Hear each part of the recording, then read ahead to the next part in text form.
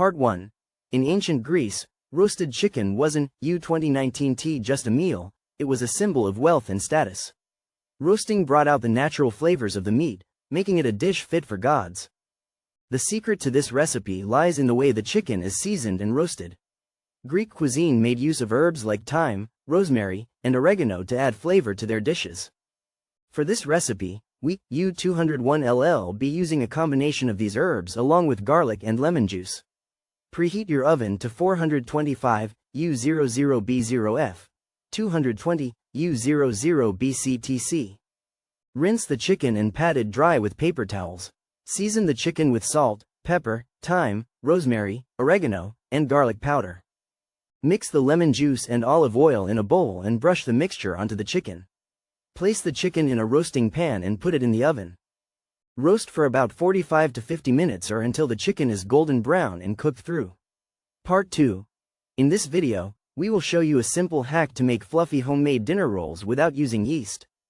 This method uses baking powder as a leavening agent, making it easy and quick to prepare. The best part? No special equipment or rising time is needed. You can have delicious dinner rolls in under an hour. This hack is perfect for busy weeknights or when you need a quick solution. Let's get started. First, preheat your oven to 400 degrees Fahrenheit, 200 degrees Celsius.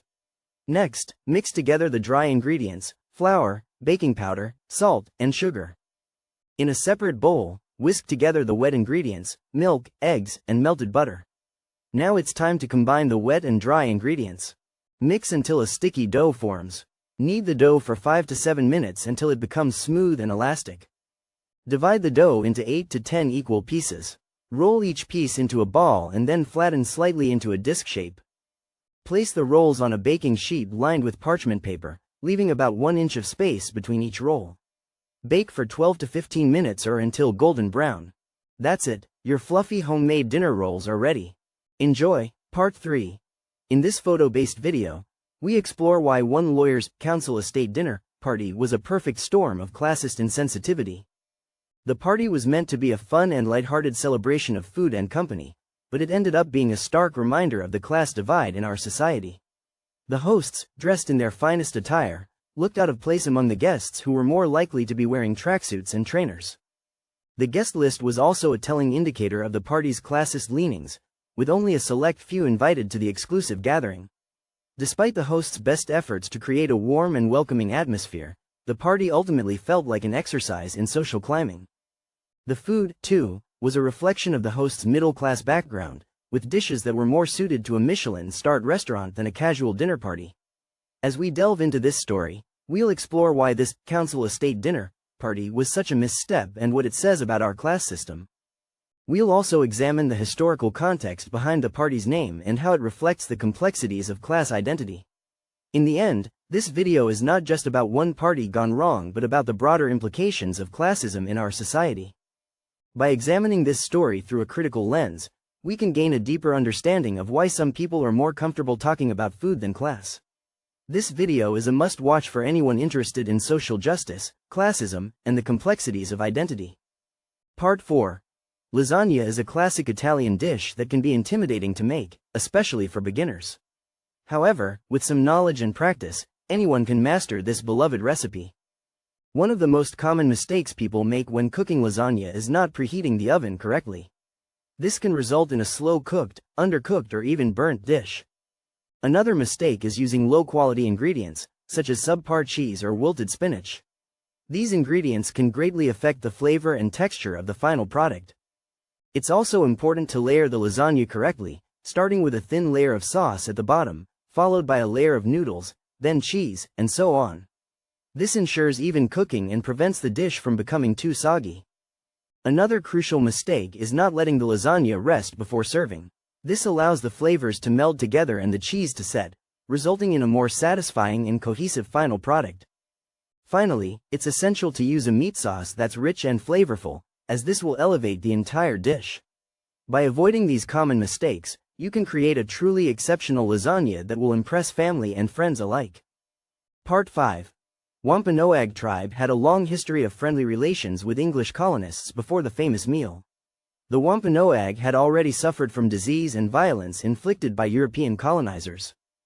Many Native Americans died due to this, but it was not limited to just Wampanoag. The early history of Thanksgiving is often overshadowed by the myth that it was a friendly gathering between the Pilgrims and Native Americans. It is essential to consider the context in which this meal took place. The Pilgrims had only been in America for about 30 years, during which time they had already taken land from other tribes. They had also brought diseases that decimated Native American populations. In addition, there are accounts of violence and bloodshed between the English and Native Americans before the famous Thanksgiving meal. It is crucial to understand this complex history when discussing Thanksgiving. The story of the first Thanksgiving has been largely sanitized over time. Many people believe it was a peaceful event where the Pilgrims and Native Americans came together to share food and celebrate their friendship. However, this narrative ignores the fact that many Native Americans had already suffered greatly due to European colonization. It is essential to separate fact from fiction when discussing this holiday. Part 6. The history of macaroni and cheese is a fascinating story that reveals America's culinary evolution. Originally, this dish was enjoyed by the wealthy in Europe during the Middle Ages. The first written records of a macaroni and cheese-like dish date back to 14th century Italy. As European immigrants came to America, they brought their love for macaroni and cheese with them. However, it wasn't until the late 18th century that this comfort food became a staple in American cuisine.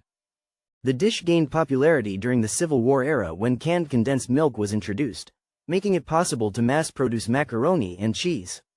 Despite its humble beginnings as a noble dish, macaroni and cheese has become an iconic American comfort food. Its rich history and cultural significance make it a fascinating topic of discussion.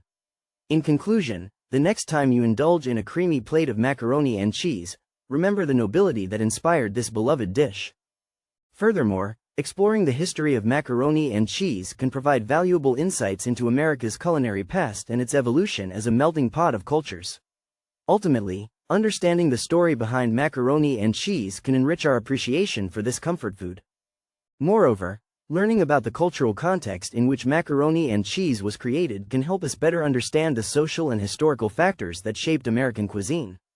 Lastly, the history of macaroni and cheese serves as a reminder that even the most comforting foods have complex stories behind them. Part 7. In 1960, Pete Seeger was working on a song called, "We Shall Overcome." He wanted to use the phrase from the African-American spiritual song. Alice Brock's brother-in-law, Pete Seeger, was looking for someone to write down the story of the civil rights movement in lyrics. Alice Brock became the unlikely muse behind America's most iconic folk song. She drew inspiration from her own experiences and stories she heard from others. The result was a powerful and enduring anthem. The song has been covered by countless artists and remains an important symbol of American history. In 1964, it became the official anthem of the civil rights movement. Alice Brock's contribution to this iconic song is still celebrated today. Her legacy as a writer and storyteller continues to inspire new generations. Part 8. In the early 20th century, a small Italian immigrant named Ike Sewell opened a restaurant in Chicago called Pizzeria Uno. He served deep dish pizza that quickly gained popularity among locals and visitors alike. The dish was an instant hit, but what made it so special was the tangy tomato sauce on top.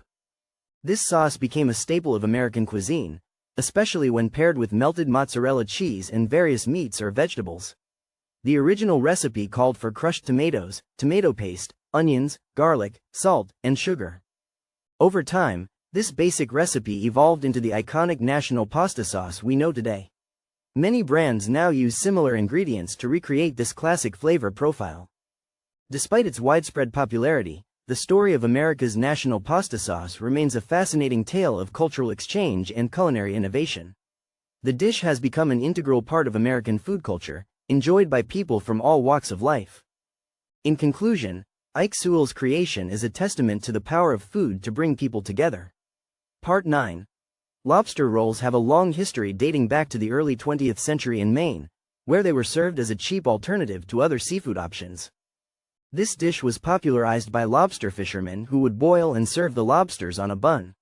In the 1920s, restaurants began serving lobster rolls with mayonnaise and lemon. Over time, different regions developed their own unique variations of this classic dish.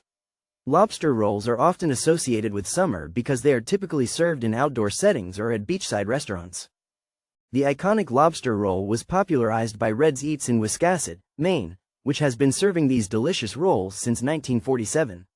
Today, lobster rolls can be found on menus across the country and around the world.